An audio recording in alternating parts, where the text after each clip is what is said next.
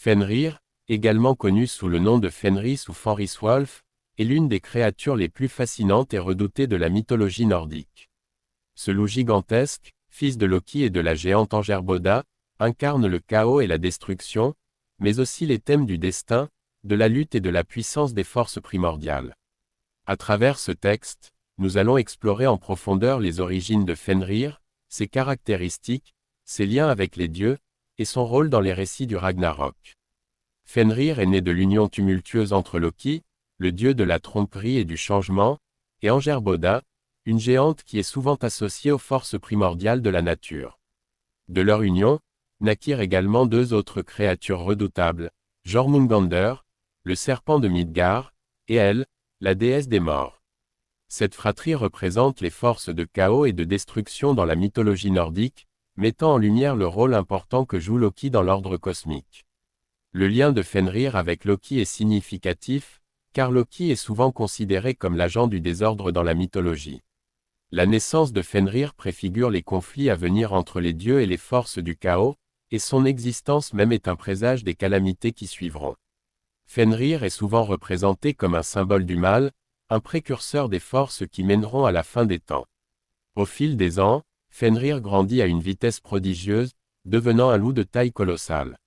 Les dieux, inquiets de son potentiel destructeur, commencèrent à le craindre.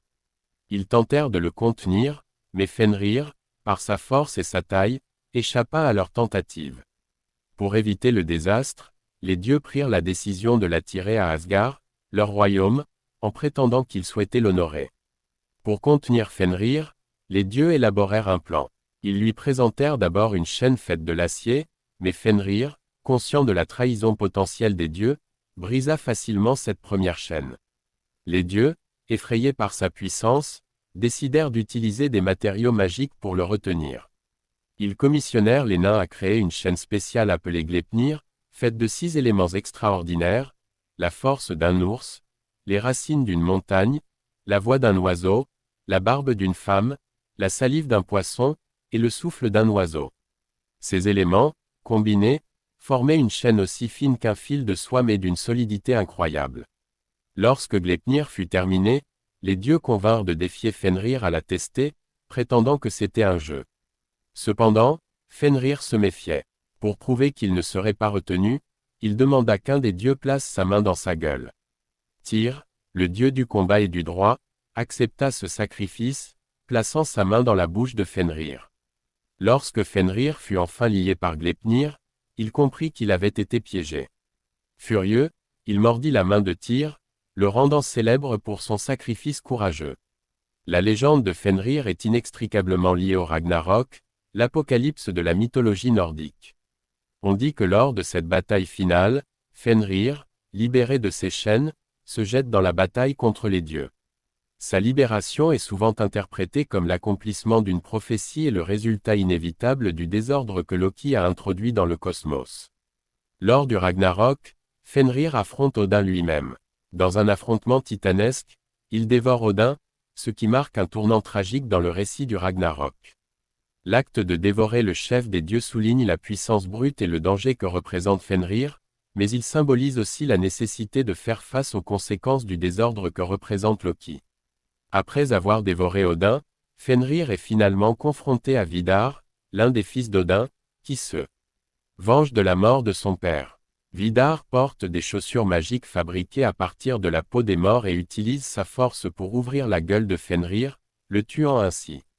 Cet acte représente le retour de l'ordre et l'équilibre, marquant la fin du règne de Fenrir et des forces du chaos. Fenrir représente non seulement le chaos, mais aussi la puissance brute de la nature et la lutte inévitable entre le bien et le mal. En tant que fils de Loki, il incarne les conséquences des actions imprudentes et des choix égoïstes. Son existence soulève des questions sur la nature du destin et du libre arbitre.